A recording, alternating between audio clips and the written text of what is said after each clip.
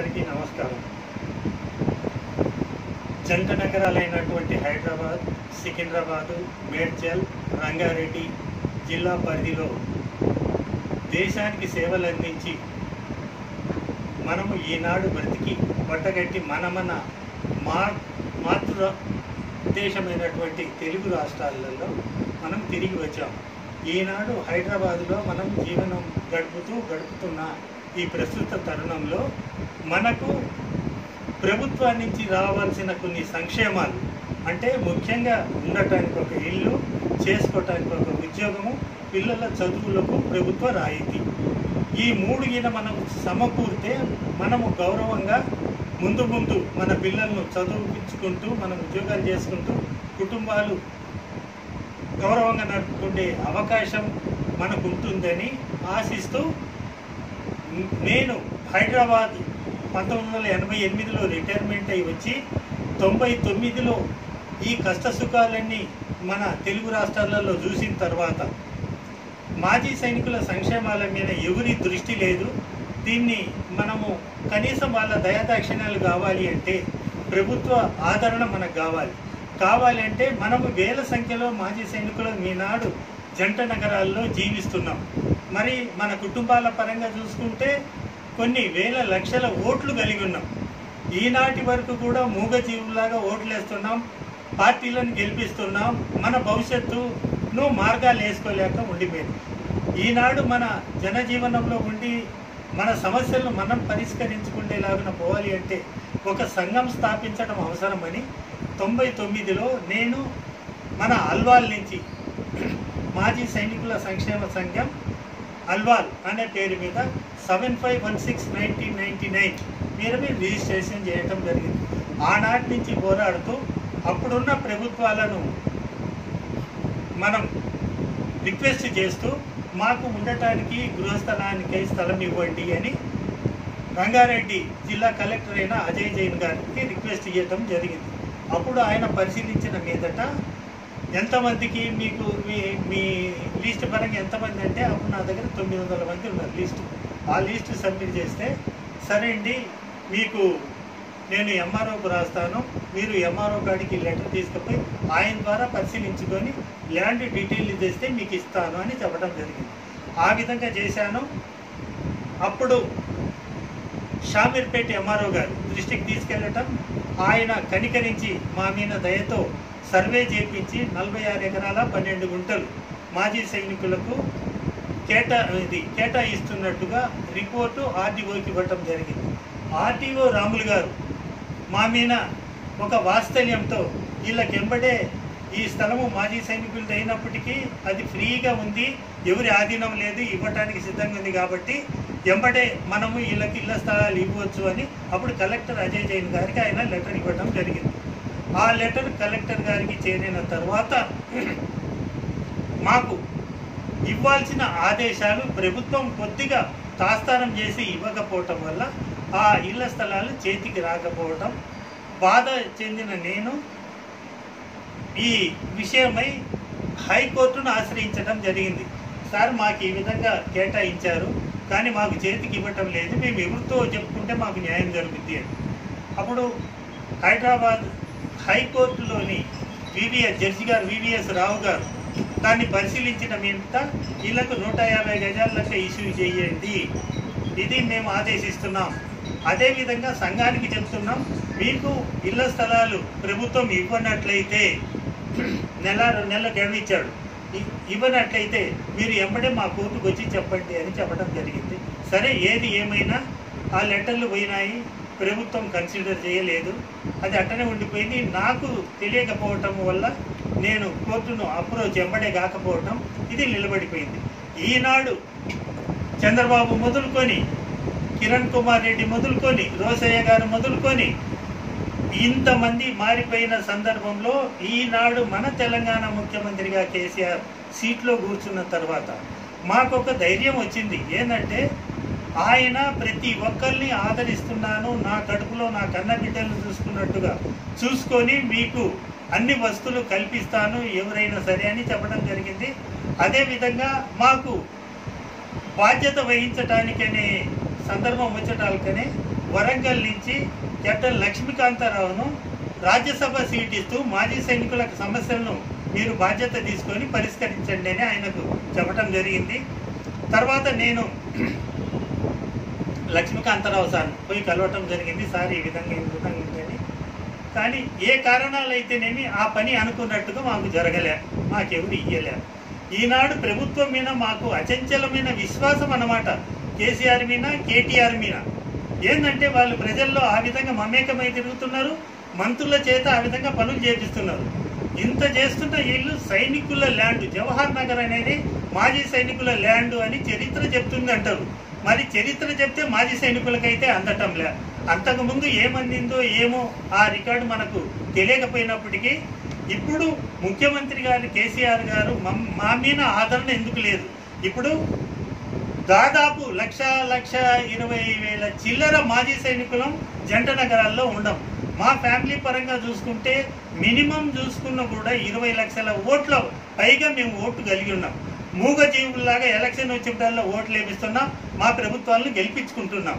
ఇంత చేస్తున్న మాకు మా సమస్యలు, మా వెల్ఫేర్లు వచ్చేటాలకనే అందకపోవటం చూసుకున్న తర్వాత ఈ ప్రభుత్వాలు మా మీద ఎందుకు కనికరం లేదు, మా మీద ఇంత నిర్దయగా వ్యవహరిస్తాయా అనే బాధ మాకు కలిగింది. ఈ విధంగా ఒక ఎత్తు అయితే ఈ కోర్టు పరంగా వచ్చిన ఆదేశాలను కూడా కలెక్టర్ గారు కానీ ప్రభుత్వం కానీ పక్కన పెట్టేయటం, దీని మీద నిజంగానే ఎక్కడలేని బాధ.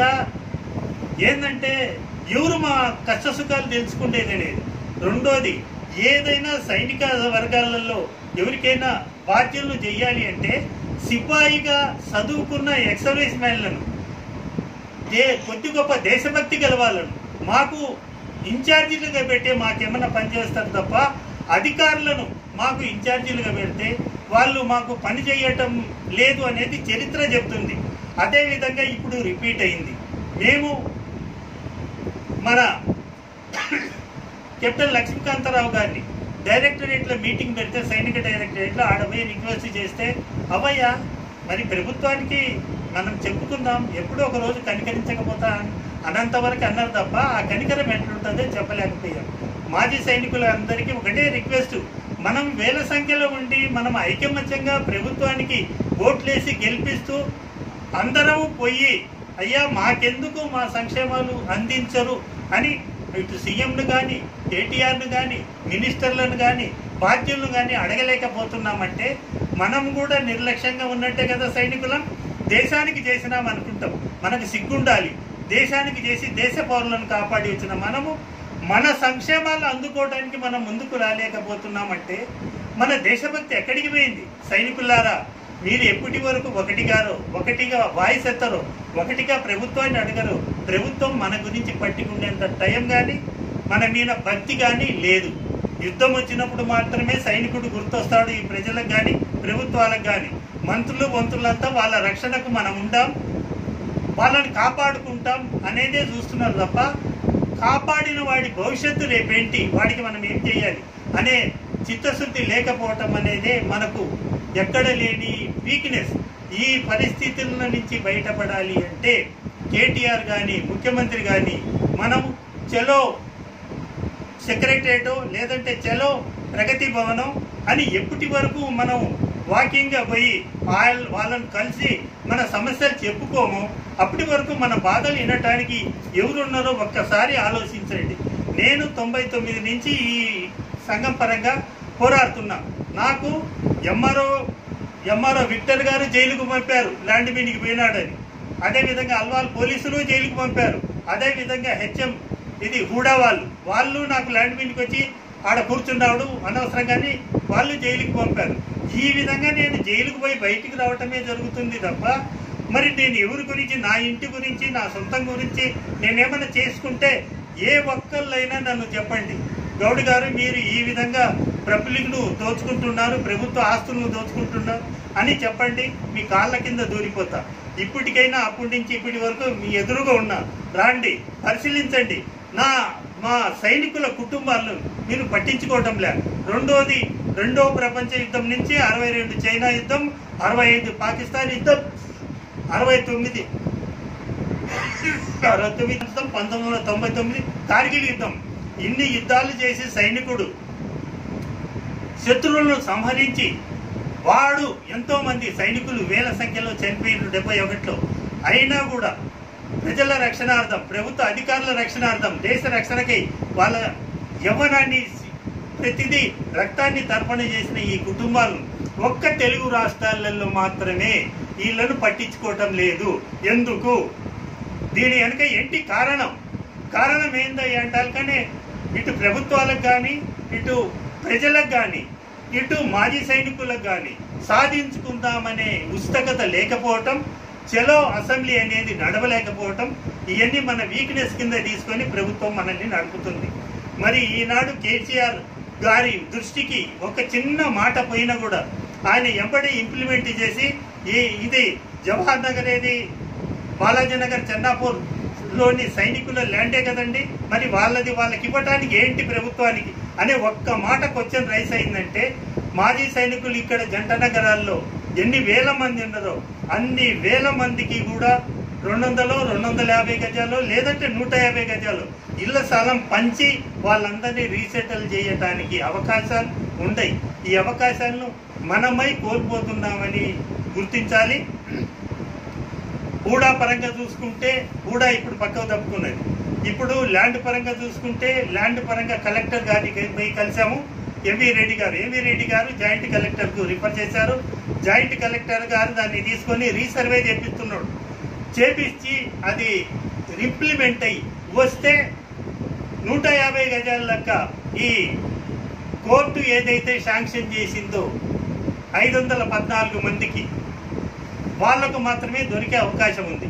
మిగతా వాళ్లకు కూడా అందించడానికి సీఎం గారు, కేటీఆర్ గారు పెద్ద మనసు చేసుకొని మానవతా విలువలను మా మీద కనికరించి దృష్టితో పెట్టుకొని ఇళ్ల స్థలాలు వాళ్లకు 150 గజాలు 200 గజాలు మీ బుద్ధి ఎంత పుడితే అంత ఇచ్చారనుకుంటే మీ బ్రహ్మరథం పట్టనండి. ఈ సైనికులు వీళ్ళు దేశానికి చేసి వచ్చిన మూర్ఖులండి. వీళ్ళకి ఏం తెలియదు. ఏంటంటే చెత్తుకునేవాడు చంపాలి, మా ప్రజలను కాపాడాలి, ఈ రెండే వాడికి ఉంటాయి. అంత చేసి వచ్చిన వాడిని ఈనాడు మనము పక్కన పెట్టేసి వాటిని కర్మకు వదిలేసామంటే ఈ ప్రభుత్వాలు ఉంటేనేం ఊడితేనేం అనేది నేనంటున్నా. ఏంటంటే నా 20 సంవత్సరాల పోరాటం ఎవరి గురించి అండి చేశా? నా ఇంటికి రండి, నా ఇంటిని చూడండి. ఒకవేళ నేను నా సొంతంగా నడుపుకోవడానికి పోయినమాట అయితే కమ్సెకం రియల్ ఎస్టేట్ తీసుకున్నా కూడా నేను ఈరోజు లక్షాధికారినో కోటీశ్వరినో అయ్యి ఉంటాను. కానీ వాటి జోలికి పోకుండా నా సైనికుల బదులు కలగాలి. రెండోది, యుద్ధాలలో చనిపోయిన వీర వనితలు మన హైదరాబాద్లో దాదాపు 122 మంది వరకు ఉంటారు. వాళ్ళందరికీ ప్రభుత్వము ఏది డబుల్ బెడ్రూమ్ కట్టిస్తానంటుంది. యుద్ధ ప్రాతిపదికన వాళ్ళందరికీ ఒక్కొక్క ఇల్లు ఇచ్చి ఆ వితంతువులను మన కర్మలకు వాళ్ళ మొగుల్ని పోగొట్టుకున్నారు. అట్లాంటి వాళ్ళని కూడా మనం ఆదుకోలేకపోతున్నామంటే మరి ఈ ప్రభుత్వ అధికారులను కానీ ప్రభుత్వాన్ని కానీ ఏమనుకుందాం? ఏంటంటే మేము మొగుళ్ళం కష్టమైన సుఖమైన భరించుకోగలుగుతాం. భర్త చనిపోయి పిల్లలతో నానాక బాధపడుతున్న ఆ వితంతు మహిళ గతి ఎవరండి చూసేది? ఎవరు కాపాడాలి? ఇవన్నీ చెప్పుకుంటూ ముఖ్యమంత్రి కేసీఆర్ గారికి, అదే ప్రజా అధికారికంగా బాధ్యతలు చేపట్టిన కేటీఆర్ గారికి రిక్వెస్ట్ చేస్తున్నాం. మమ్మల్ని పిలవండి, మాలో వ్యత్యాసాలను చూడగాకండి. వీడు అక్కడోడు వీడిక్కడోడు అనేది వదిలేసేయండి. మేము దేశానికి చూసి అందరి రక్షణ గురించి పాటుపడినోళ్ళం. మేము అక్కడ మాకు ఈ కలతలు లేవు.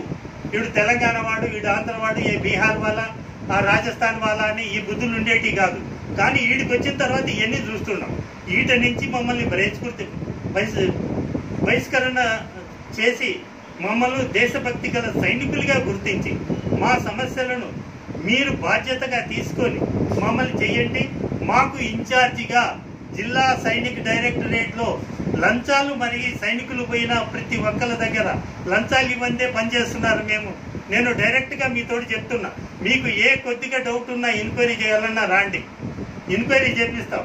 ఆ సత్యాలను చూడండి, వాళ్ళకు రక్షణ కల్పండి. ఏంటంటే సైనికుడు ఏంటంటే అంత పాగల పనే. ఎవడు చెప్తే వాడి దగ్గర హిహి అంటాడు. హిహి అనేది వేరే విధంగా తీసుకుంటారు. ఆ విధంగా నష్టపోతున్న ఈ సైనిక కుటుంబాలు ఆదరిస్తారని కేసీఆర్ గారు, మీరు ఎక్కలేని మహానుభావులు. ఈ తెలంగాణ రాష్ట్రానికి నిజంగానే మీరు భగీరథులు. మీరు చేసిన ఈ కార్యక్రమం వల్ల పేద అట్టడుగు రైతు ప్రతి ఒక్కళ్ళు గౌరవంగా పంటలు పండించుకొని బతికే అవకాశాన్ని మీరు కలిగించారు. అదేవిధంగా మేము సైన్యం నుంచి వచ్చాము. మేము ఈనాడు గౌరవంగా బ్రతకడానికి మా కుటుంబాలను ఆదరించండి. మాకు ఏదన్నా సంక్షేమాల పరంగా మా అందాల్సిన కనీస రీసెటిల్మెంట్, ఇంటి స్థలము, ఉద్యోగము, మా పిల్లలకు చదువుకునేందుకు ప్రోత్సాహం ఇవి ఇవ్వండి. మా వితంతు మహిళలు వీళ్ళందరినీ ఎంతమంది ఉన్నా అందరికీ డబల్ బెడ్రూమ్ అనేది మీ చేతులారా మీరు ఇవ్వండి. ఆ కుటుంబాల కష్టం చూడండి. నేను డైరెక్టర్ గారిని పోయి అడిగామన్నా. డైరెక్టర్ గారు మీరు ఇక్కడ కూర్చుంటే కాదు, ఇంతమంది వితంతువులు ఉన్నారు, మొగుళ్ళు చనిపోయి ఇళ్లలో, వాళ్ళ కష్ట సుఖాలు మీరు ఎప్పుడన్నా పోయి విన్నారా? మీరు తెలుసుకున్నారా అంటే నువ్వు పోయి తెలుసుకుంటాడు. నేను పోయి తెలుసుకోవడానికి నాకు కావాల్సినంత ప్రభుత్వ ఇది లేదు కదా. నాకు ఏ హక్కు ఉందే నేను పోయి వాళ్ళ ఇంటికి పోతా. మీరు నాకు అధికారాలు ఇవ్వండి, నేను పోయి తెలుసుకుంటా. 2 నెలల లోపల మీకు తెలంగాణలో ఉన్న వితంతువులు, పేద మాజీ సైనికులు, పూట గడవని వాళ్ళు ఎంతమంది ఉన్నా వాళ్ళ లిస్టును మీ ముందు నేను పెట్టగలుగుతాను. ఆ విధంగా మీరు నాకు అవకాశం ఇవ్వాలని కోరుతూ, జై తెలంగాణ, భారత్ మాతా కీ జై, జై హింద్, సత్యమేవ జయతే.